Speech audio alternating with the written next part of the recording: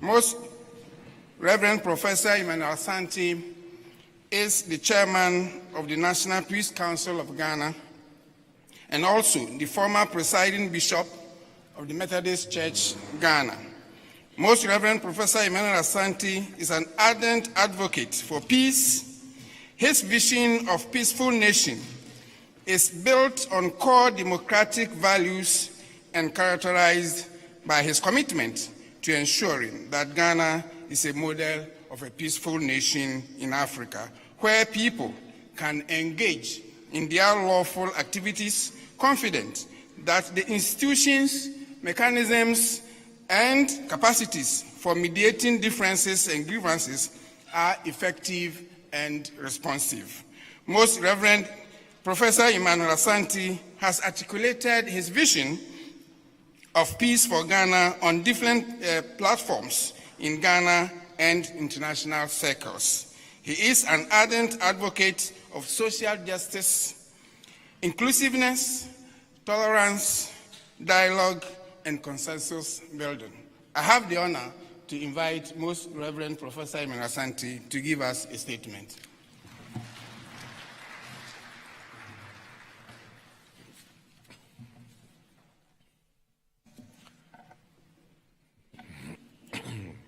Your Excellency,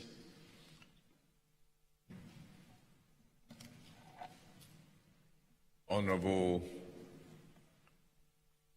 Minister, Nananum distinguished personalities invited to this august conference, ladies and gentlemen, I would like to express my profound appreciation to the leadership and the entire membership of the Ahmadiyya Muslim community in Ghana and international communities for inviting me, in particular in the National Peace Council Governing Board as a whole, to be part of this important conference. I'm particularly grateful for the opportunity to share some brief thoughts on the theme Peace and Global Justice. The quest for peace is essential for any human development. It is indeed the bedrock for social cohesion, inclusiveness, and tolerance, which are required for the total well-being of humankind. Peacefulness, however, cannot be attained in a vacuum. It must be built on the solid foundation of justice, here understood as fidelity to the demands of human relationship. Justice finds concrete expression in the maintenance of human rights and respect for human dignity.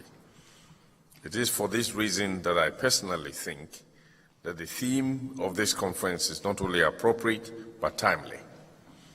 Indeed, any social, religious, and political arrangement meant for the well-being of the individual and society as a whole must stand on the two legs of peace and justice. The nexus between peace and justice makes it imperative for all, especially religious organizations, not to placate themselves, not to placate individuals who have suffered injustice with the expression "Former Nyame, leave it to God," associated with Ghanaians. We should insist that justice must not only seem to be done, but actually done for all category of persons: Muslims, Christians, traditional believers, literates, illiterates, children, women, and the physically and mentally disabled, whose human rights have been infringed on. The point is, where injustice prevails, peace is non-existent. Injustice prevails where government and their representatives do not ensure equity in the distribution of the proverbial national cake and development. But it also prevails where perpetrators of human rights abuse are left unpunished for their wrongdoing because of their socio-political connection. The failure of the state to punish perpetrators of human rights abuses breeds the culture of impunity, and create space for violence, which has the potential to affect the peacefulness of any country. In the 2018 Global Peace Index, the Sydney-based Institute for Economics and Peace assessed 163 independent states and territories across the world with the following key findings. 1, the average level of global peacefulness has declined for the 4th consecutive year, falling by 0.27% in 2017. The Middle East and North Africa, the MENA region, remain the world's least peaceful region. 4 of the 10 least peaceful countries in the world are located in that part of the world. The irony is that the MENA region happens to be the cradle of the great religions of the world. A very significant question we need to raise concerns the role religion plays in the peace and development of the nations. It is a fact that we have freedom of religious expression. It is also a fact that secularization has not led to the disappearance of religion. Religion still has great socio-political influence. Religion is still growing in leaps and bounds, especially in 2/3 of the world. Religion, in that sense, bears a great responsibility for peace, cohesion, and development of our societies. One says this because all religions are theoretically committed to peace and aims at the development of the human and his or her community. Rana Etishan Rabbani observes in his musings on pathways to peace as follows: none of the religions in the world has preached the teachings of hating a human being. One who detests another man due to his religion, sect, race, region, and profession, or for other reasons, is included in those who negate even their own religion. All religions propagate the message of peace, tranquility, and love with each other. Yet, all too often, it appears that religion has the tendency to exacerbate conflict instead of helping to resolve it and promote the peace and reconciliation that ostensibly seem to be religious avowed aspiration. Religion's avowed aspiration. One must admit that in most cases, the so-called religious conflicts are hardly religious-driven. It is the case that people have exploited religion for their ethnic, political, nationalist, and territorial conflicts. This, however, still begs the question as to why religion is so malleable to exploitation for violent ends. What is it in religion that makes it susceptible to be exploited for violent purposes? A strong tendency, it has been said, to display hostility toward different religious positions is connected with a strong tendency towards xenophobia and ethnocentrism. In respect of peace, I would like to adopt the Wikipedia's definition as a working definition for what I'm saying. A state of harmony characterized by the lack of violent conflict, behavior, and the freedom from fear of violence. Commonly understood as the absence of hostility, peace also suggests the existence of healthy or newly healed interpersonal relationship, prosperity in matters of social or economic welfare, and establishment of equality, and a working political order that serves the true interest of all. At the heart of peace, so understood, is justice, which in this context is fidelity to the demands of relationships, or that which defines and informs harmonious relationship.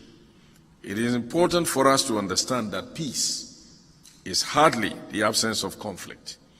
Indeed, understood as a situation of incompatibility in which the parties are aware of the incompatibility of potential future positions and in which each party wishes to occupy a position that is incompatible with the wishes of the other, conflicts become unavoidable and sometimes necessary byproduct of the dynamics of any society.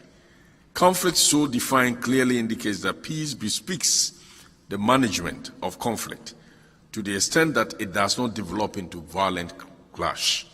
Violent conflict, which is the absence of peace, presupposes failure in the management of the inevitable conflict in a pluralistic society. The other thing that came out of the report is that the global economic impact of violence was $14.76 trillion in 2017, an equivalent of 12.4% of global GDP. That is, if you were to calculate what violence has done in terms of dollar terms, it will be $14.76 trillion. The 3 countries from Africa were among the 5 least peaceful countries in the world, namely South Sudan, Somalia, and Central African Republic. And the 3 most peaceful countries are from Europe, namely Iceland, Norway, and Denmark. Ghana has been doing well on the Global Peace Index. In 2018 report, for example, the country made significant gains of 6 points to rank 41st in the world and 5th in the sub-Saharan Africa, after Mauritius, Botswana, Sierra Leone, and Madagascar. What we need to do in order for the world and its people to enjoy peace and realize the goal 16 of the Sustainable Development Goals that emphasizes on peace, justice, and strong institutions, states must do all they could in sincerity to remove obstacles of injustice that militate against peacefulness.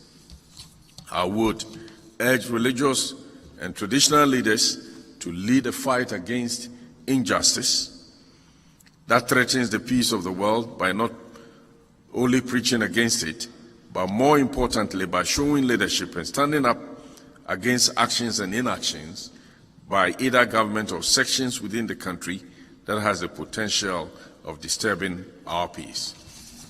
Religion stands for peace, and we must do all we can to promote peace as we practice our religion. Thank you.